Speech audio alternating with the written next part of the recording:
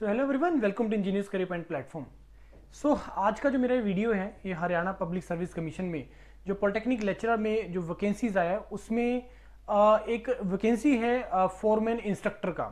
उसमें काफ़ी स्टूडेंट्स को डाउट आ रहा है related to the syllabus of the examination and related to the preparation level of the examination. तो ये दो बहुत इंपॉर्टेंट क्वेरी है आपकी, तो इस वीडियो में आपको ये दोनों क्वेरीज कवर करेंगे। अब अगर आपने देखा हो इसमें जो एलिजिबिलिटी आप लोगों को दिया है फॉर फोरमैन इंस्ट्रक्टर, वहां पे बीटेक इज एलिजिबल, एमटेक नहीं रिक्वायर्ड है, and BTech in mechanical, automobile and production, ये तीन ब्रांचेस अगर में आपने बीटेक किया है then you are eligible for that, you are eligible for that post.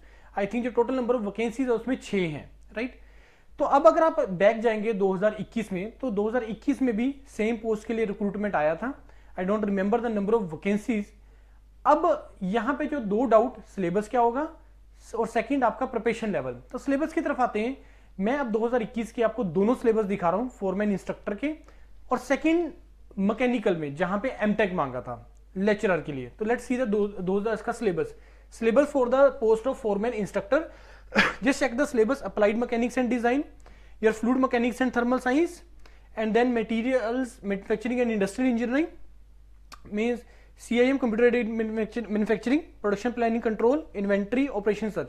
Means ये आपका मोरलेस वही सिलेबस है जो आपका सिलेबस है आपका मैकेनिकल के लिए। Now let me open the syllabus for the mechanical.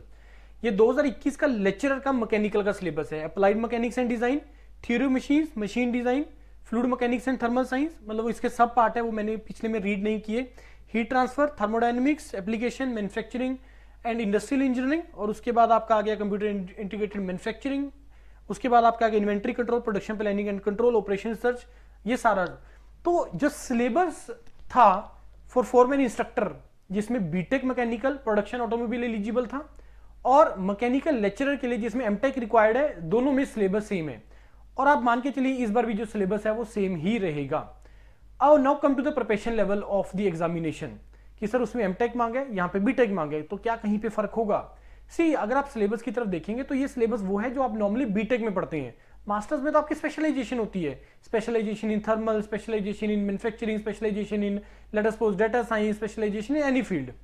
तो जब हम सिलेबस की तरफ देखोगे आप, तो सिलेबस में उसमें से कोई ऐसा रोल नहीं प्ले कर रहा है स्पेशलाइजेशन का ना। प्रिपरेशन लेवल अगर आप इसके प्रीवियस क्वेश्चन उठा के देखेंगे, इसका लेक्चरर का, मैकेनिकल लेक्चरर का और फोरमैन इंस्ट्रक्टर का, द लेवल इज मोर और less same, level is more और लेस सेम। तो मैंने क्योंकि क्वेरीज आ रहा था इससे रिलेटेड, तो मैंने बोला कि आपको मैं दिखाऊं इसका दोनों चीजों को आपको क्लियर करके।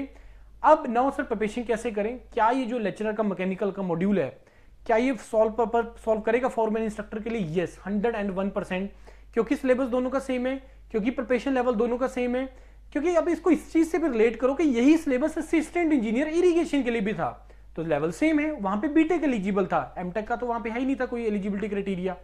तो प्रिपरेशन लेवल और जो सिलेबस दोनों सेम है। तो आपका जो लेक्चरर के लिए भी जो रिक्रूटमेंट के लिए प्रिपरेशन मॉड्यूल चल रहा है हरियाणा के लिए लेक्चरर के लिए मैकेनिकल का, सो जो भी इस मॉड्यूल के लिए इस पोस्ट के लिए अप्लाई कर रहे हैं for foreman instructor, you can join to that lecturer module, जिससे आपका प्रिपरेशन जो है इस एग्जाम के रिक्वायरमेंट के हिसाब से 101% हो जाएगा। स्टिल आपको अगर इससे रिलेटेड कोई डाउट है, you can call me directly, this number is mine, और आप गूगल फॉर्म फिल कर सकते हैं या आप डायरेक्टली वेबसाइट पे जाके इस मॉड्यूल को डायरेक्टली ज्वाइन कर लीजिए, क्योंकि 11 नवंबर से जो इसका क्लासेस है वो ऑलरेडी स्टार्ट हो चुके हैं। Right everyone, thank you and all the best to all of you.